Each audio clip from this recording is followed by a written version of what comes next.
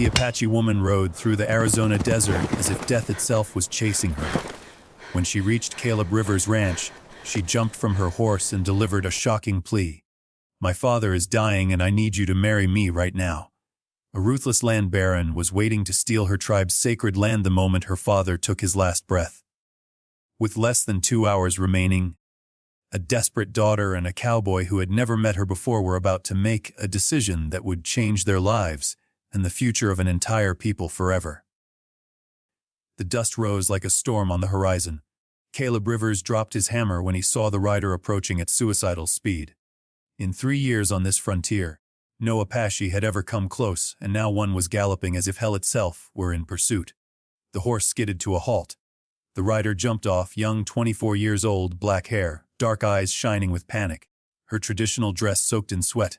"Are you Caleb Rivers?" she asked in perfect Spanish, breathless. "Yes," Caleb replied cautiously. "Who are you?" "Nahima, daughter of Chief Curatuk." The words tumbled out, "and I need you to marry me right now." Subscribe and hit the bell. Let us know in the comments which country you are listening from. Your support means everything. Caleb blinked. "Excuse me?" "There is no time." Nahima was trembling. "My father is dying. He has 2 hours left, and when he dies, my people will lose everything. I don't understand. 5 years ago, my father signed a document with Vernon Wade. He gave us cattle to survive the winter. In exchange, if my father dies without an heir who can legally claim the land, all our territories pass to Vernon." The name made Caleb tense up. Vernon Wade, everyone knew that unscrupulous man. "And your brother Mika." Vernon provoked him. "Now he has an arrest warrant. He cannot claim anything." Tears rolled down her cheeks. "This morning they poisoned my father. The shaman says he will not survive sunset. It is murder, but no one can prove it. In 2 hours Vernon will come with documents and take everything. The graves of our ancestors, everything. How does a marriage solve this?" Nahima looked him straight in the eye. "According to American laws, if I am married when my father dies, the lands go to my husband, not to Vernon. You are the only white farmer who treats the Apaches with respect, the only one we can trust." Caleb stepped back. 38 years old and never married. "But not like this, not under impossible pressure. Marriage is sacred. I cannot marry a stranger just to frustrate Vernon. It is not just land." Her voice broke. "It is the graves where my mother is buried, everything we have left." She knelt. "Please, you are my only hope." Caleb saw courage in that proud woman kneeling. She had risked everything for her people, and Vernon. Caleb had seen families destroyed by that man. Lives ruined, all legally. "If I do this," he said, helping her up, "I have one condition." "What?" "It will not be fake. It will be a real marriage, a true commitment. I will not use you and discard you afterward. Do you understand?" Nahima studied him. She saw sincerity on her. "Why?" "Because I will not be like Vernon Wade. If we do this, we do it correctly." Nahima smiled slightly. "My father said you were different." Then Caleb extended his hand. "We have a deal." The sun was high. Every second was 1 second less with her father. She grabbed his hand. "We have a deal." "Good. I know the county justice of the peace. He lives 20 minutes away. He can marry us legally without a religious ceremony." They mounted together. As they galloped, Nahima allowed herself hope. Maybe this would work, and if not, at least she would have tried everything. The Apache horse flew over the desert. 15 minutes already. Nahima calculated mentally. 1 hour since she left her village. 15 more minutes for the paperwork, then 2 hours back. "We won't make it in time," she murmured. "What?" Caleb turned his head. "We won't make it? My father will already be dead when we return." "Your father is a warrior. He will hold on," Caleb said with conviction. But Nahima knew the truth. The poison was fast, deadly. Her father was already fighting. The judge's house finally appeared. An adobe construction, the American flag waving. Caleb directed the horse straight to the door. Judge Maxwell was on his porch, 70 years old, gray-haired. With an air of authority that comes from decades of imparting justice, Caleb Rivers. The judge stood up surprised. "What brings you here in such a hurry?" "Judge Maxwell, I need you to marry us now." "It is urgent." Maxwell looked at Nahima, noting her attire and her desperate expression. "Marriage is not a matter for haste, boy. Her father is dying." Caleb dismounted quickly. "If we are not married before he dies, Vernon Wade will steal all their lands using a fraudulent contract." The name hardened the judge's face. "Vernon Wade. That damned vulture has been in my court 6 times for shady contracts."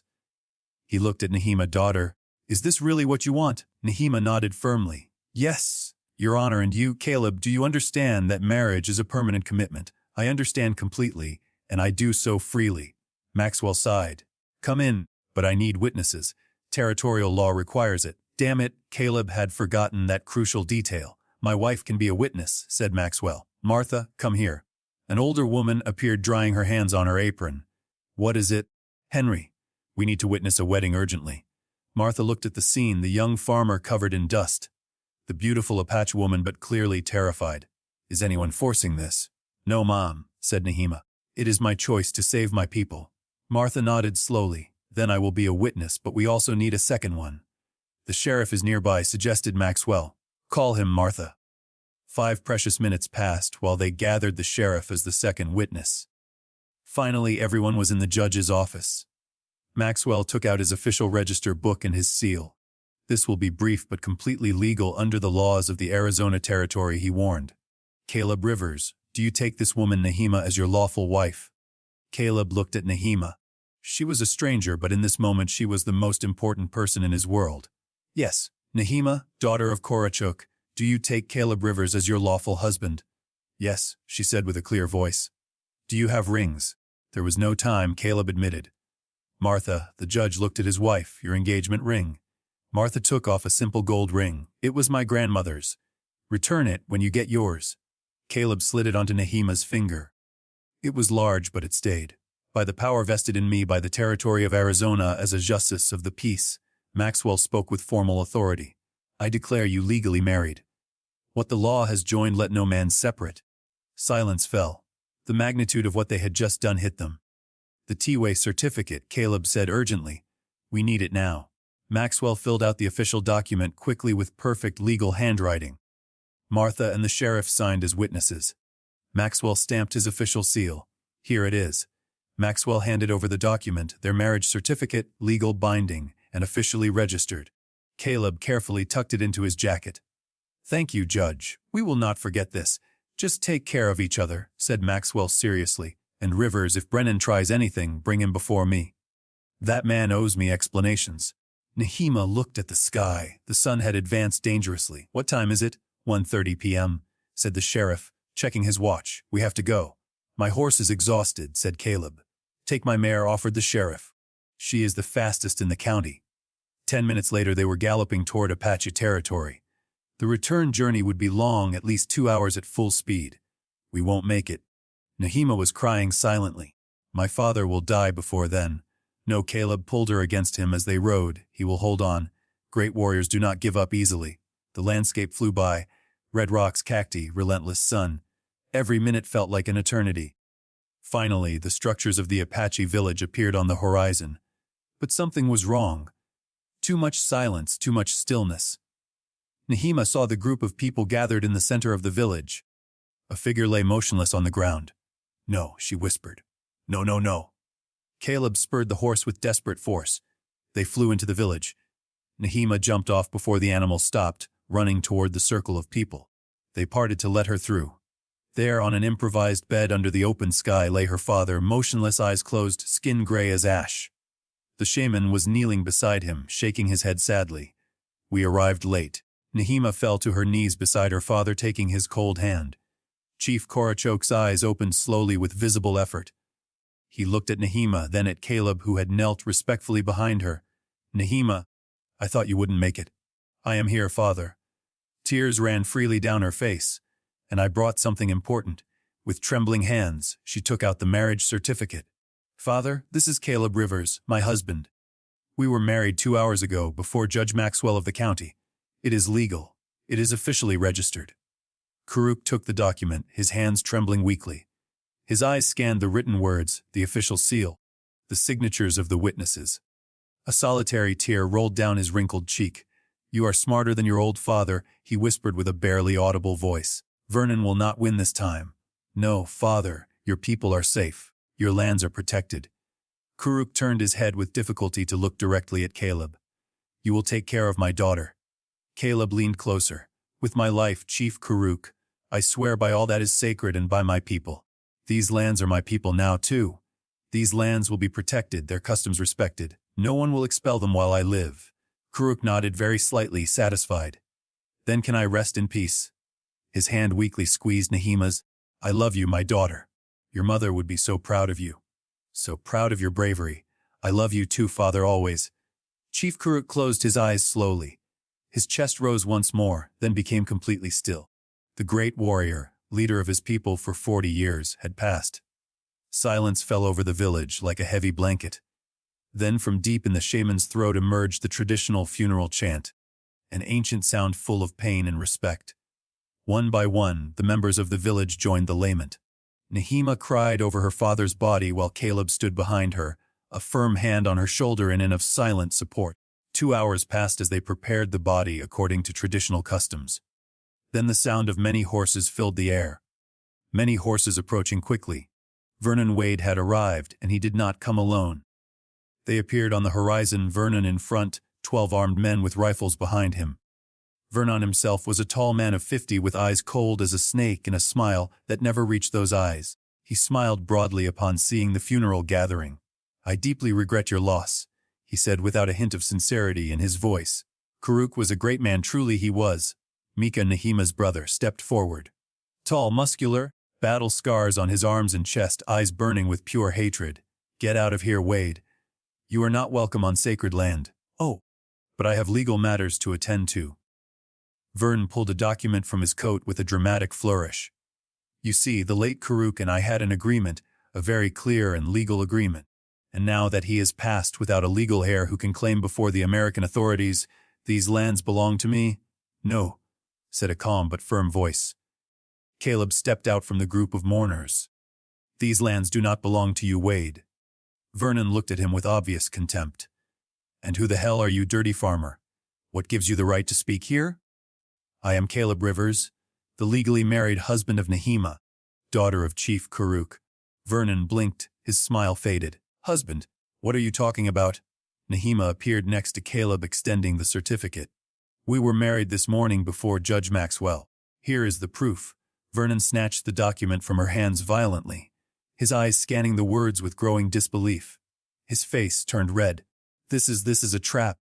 Fraud is completely legal, said Caleb with deadly calm, signed by a justice of the peace. Witnesses present. Officially registered in the county archives. I don't give a damn if it's legal, Vernon shouted, losing his composure. These lands are mine. I waited 5 years. Not according to the law. Caleb pulled out a copy of Vernon's own contract. He had obtained it from the land registry years ago when Vernon had boasted about the deal. Your document specifically states, in the absence of a legal heir who can claim, Nahima can claim. She is married to an American citizen. I claim these lands on her behalf as her legal husband. Vern looked between Caleb and Nahima. His jaw clenched so tight that muscles jumped. This does not end here, Rivers, not even close. Yes, it does, said a new authoritative voice. Sheriff Morrison had arrived, attracted by reports of potential trouble. He had ridden hard from town. Wade, I saw a copy of that marriage certificate. Judge Maxwell showed it to me personally. It is completely legal. These lands belong to Mr. and Mrs. Rivers now according to territorial law. Vernon looked at the sheriff with pure distilled hatred. You will all pay for this, all of you. That is an official threat, Wade, Morrison asked with a dangerously quiet voice, hand moving toward his pistol. Vernon did not answer. He mounted his horse violently, almost knocking it over. This does not end here, Rivers, not even close. Watch your back. They left in a cloud of dust and curses. The village remained in tense silence. Then Mika slowly approached Caleb. For a long moment, the two men simply looked at each other. The Apache warrior and the white farmer who were now family. You saved my people today, said Mika finally, his voice thick with emotion. You saved our sacred lands. You saved my father's legacy. They are my people now, too, Caleb replied simply. Mika extended his hand in a traditional gesture of brotherhood. Then you are my brother in blood and in spirit. Caleb shook his hand firmly. Brother. That night, after the proper funeral for the great chief, Nahima and Caleb sat alone under the infinite desert stars. The village slept exhausted by the emotional day. The silence was heavy but peaceful. What do we do now? Nahima asked softly, her voice tired. Now. Caleb took her hand, intertwining their fingers. We start our life together for real. Not as strangers forced by circumstances, but as partners who choose to build something. Nahima looked at him. You said it wouldn't be a fake marriage, and it won't be. Caleb turned completely toward her. Nahima, I know this started out of desperation and need, but I want you to know something important. I want it to work. I want to really know you. I want to be the husband you deserve. You barely know me. I could be a terrible partner. Then we will spend time getting to know each other.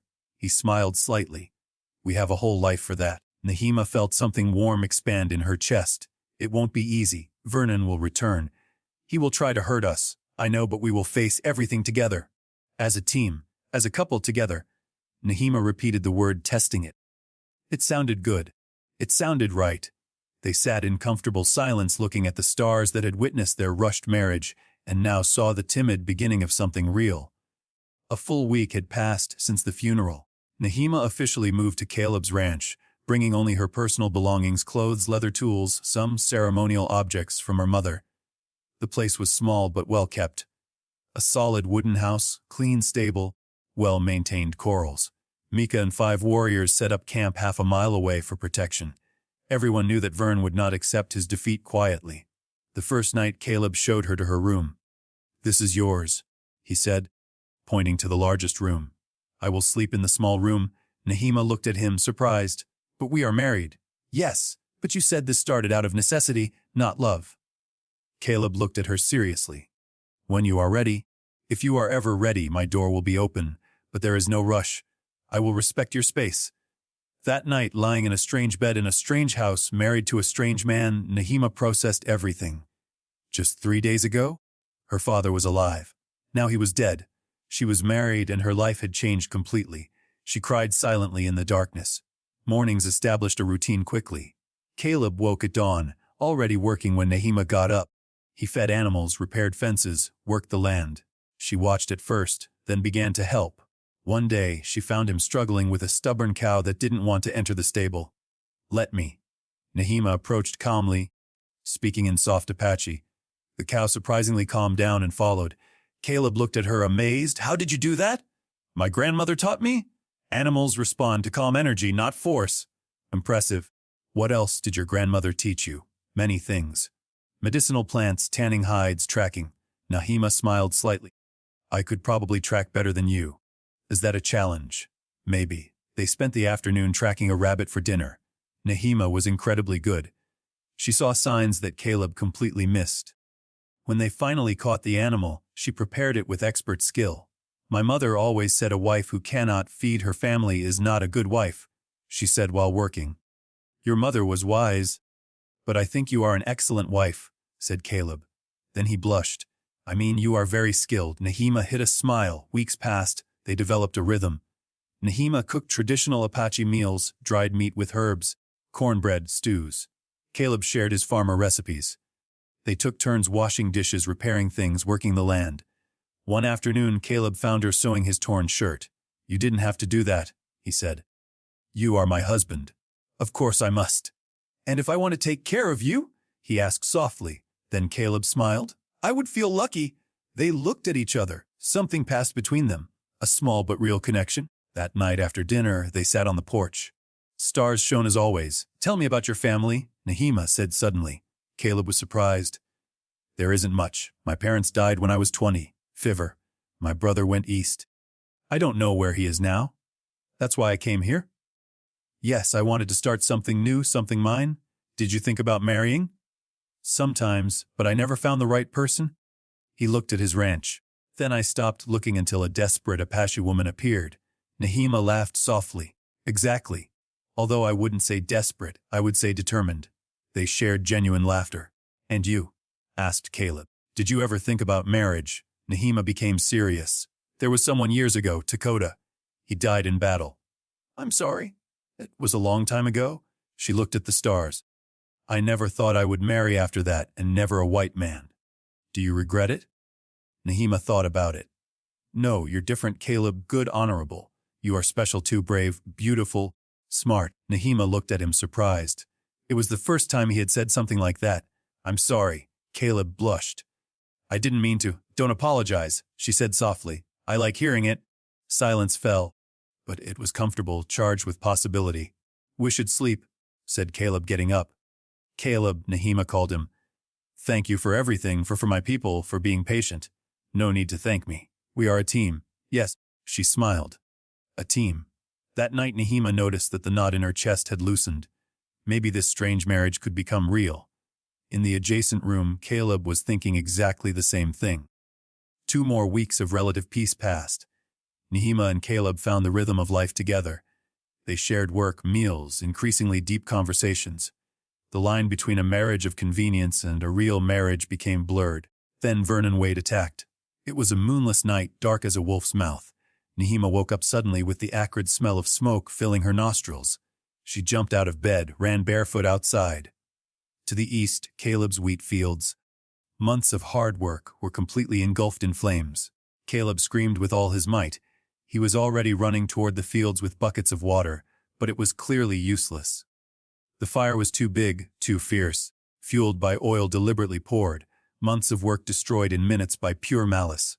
Mika arrived running with his warriors from their camp.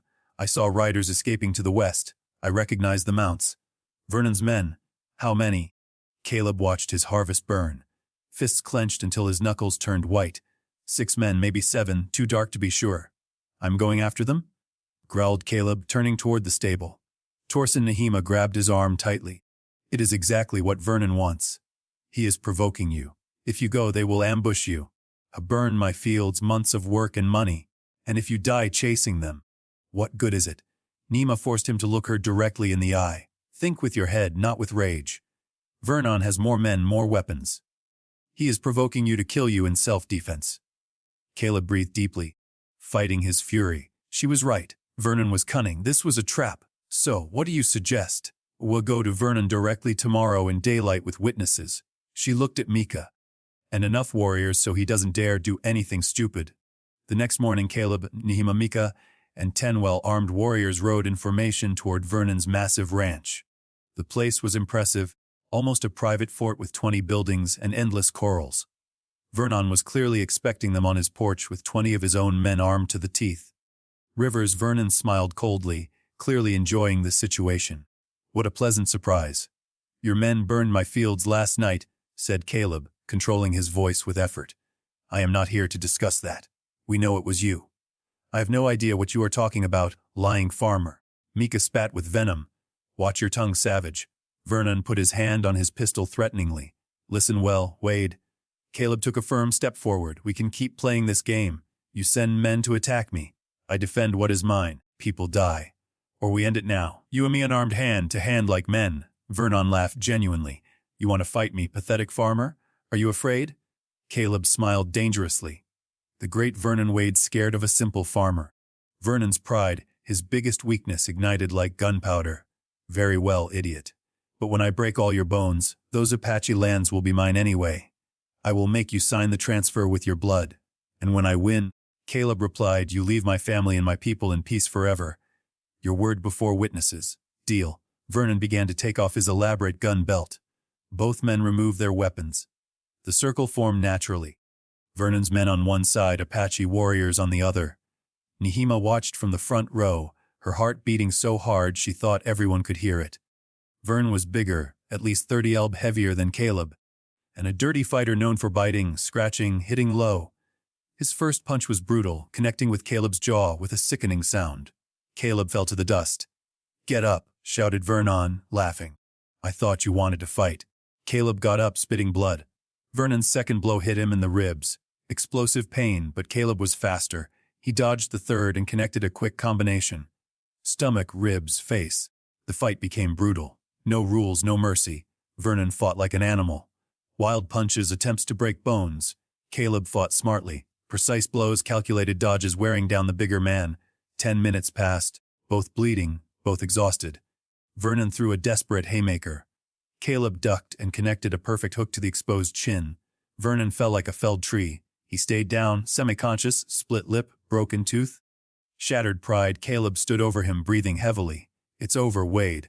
Leave us in peace. Vernon spat blood and a tooth. This does not end. Yes, it does, said Mika, approaching threateningly. Because next time it won't be a fair fight with rules, it will be Apache war. And believe me, Wade, you don't want that war. You've heard the stories. Do you know what we do to enemies? Something in Mika's black, cold eyes, something ancient and terrible made Vernon truly understand for the first time. These men were absolutely serious. Go, he muttered, finally defeated. Just go. The return journey was victorious. When they arrived at the ranch, Nahima jumped off her horse and hugged Caleb so hard she almost knocked him over. I thought you were going to die there, she whispered against his chest. I'm not that easy to kill. Caleb smiled despite the pulsing pain in every part of his body. That night, while Nahima healed his wounds with traditional medicinal herbs, her fingers were infinitely soft on his bruised face. Thank you, she whispered, for everything, for defending our land, for protecting me, for being what? The man I thought you were when I met you. She looked him in the eyes. Caleb, I have come to feel something for you. Something more than gratitude or respect. Caleb took her hand, intertwining their fingers. Me too, Nahima. I don't know exactly when it happened, but it happened. They kissed for the first time, not out of marital obligation, but out of real desire. It was soft, sweet, full of the promise of something beautiful. Building slowly. Then let's make this completely real, said Caleb. In every sense. No more separate rooms, no more pretending. Yes, Nahima smiled, her eyes shining. Let's make it real. That night Nahima did not sleep in her room, and the marriage that began as a desperate transaction became a true union. 6 months passed like a beautiful dream. The ranch prospered under the hard work of both. The burned fields had been replanted with help from the Apache community. The harvest was better than ever. The Apache village and Caleb's ranch existed in perfect harmony, trading, helping each other, building something new together. Vernon Wade had disappeared from the territory completely. Persistent rumors said he had fled to California, financially and socially ruined after publicly losing the fight and his reputation. Nahima and Caleb were no longer strangers forced into marriage by crisis. They were true partners, deep friends, passionate lovers. Their relationship was real in every possible sense. One spring morning, Nahima woke up feeling strange, slight nausea, dizziness upon standing, sensitivity in her breast. She recognized the symptoms immediately. She had seen many women from her tribe experience exactly this. Caleb, she said that night during dinner, her voice trembling slightly with barely contained emotion. I have to tell you something important. What is it? Caleb put down his fork, noticing her serious tone. I am going to have a baby. Our baby? Caleb dropped his fork with a clatter. A baby. Are you completely sure? Completely sure. All the signs are there. His face transformed. Initial surprise giving way to pure and absolute joy. A baby. He got up so fast he almost tipped over his chair, lifted her carefully, and spun her gently. We are going to be parents. Mika came running from his camp when he heard the news, shouted. It's true. I'm going to be an uncle. It's true. Caleb couldn't stop smiling. The celebration lasted all night. The entire Apache village joined in, plus friendly white settlers who had come to respect the rivers. This baby would be the living symbol of the union between two worlds. Proof that peace and love could overcome hate and division. Months later, on a sacred night of the full moon, Nahima went into labor. Caleb was by her side every moment, holding her hand through each painful contraction, whispering words of encouragement. The shaman and the experienced midwife of the village guided her with centuries of ancestral knowledge. Almost encouraged the midwife. One more, push hard. Nahima screamed with a last superhuman effort, and then the most beautiful cry in the world, the cry of new life. It's a girl, announced the midwife with tears in her own eyes. A beautiful and healthy girl. Caleb looked at his daughter for the first time. So small, so perfect, so miraculous. Light brown skin, fine black hair. And when she briefly opened her little eyes, they showed the gray of her father. Tears ran freely down Caleb's weathered face. She is beautiful, he whispered with a voice broken by emotion. The most beautiful thing I have ever seen. What shall we call her? Asked Nahima, exhausted but radiant with maternal happiness. You decide, said Caleb immediately. Your tradition, your people. Nahima thought for a long moment. Kala, in our language it means older sister. We give her that name because we believe she will be the first of many brothers and sisters. Kala Rivers. Caleb tested the name carefully. It is absolutely perfect like her. The following years brought more blessings. Kala grew up strong, intelligent, bilingual from babyhood. Then came a son. They named him Thomas in honor of Caleb's grandfather. Then another precious daughter, Maria, for Nahima's grandmother. 3 beautiful children who spoke both English and Apache fluently. Who knew and respected both cultures deeply. Who were the living bridge their parents had dreamed of building. The Rivers Ranch grew and prospered. It became a famous neutral place where whites and Apaches could trade in complete peace. Where disputes were resolved fairly. Where everyone was welcome regardless of skin color or culture. It was a beacon of hope in a territory where distrust usually reigned. One golden afternoon many years later, Caleb and Nahima, now with premature gray hair from hard work but happy faces, sat on their porch watching their 3 teenage children play with Mika's children in the valley. "Do you remember the exact day we met?" asked Nahima with a dreamy voice. "Every detail is engraved in my memory." Caleb smiled. "You arrived like a desert storm without warning, without invitation, demanding the impossible. And you," Nahima laughed softly, "you said yes without even thinking twice.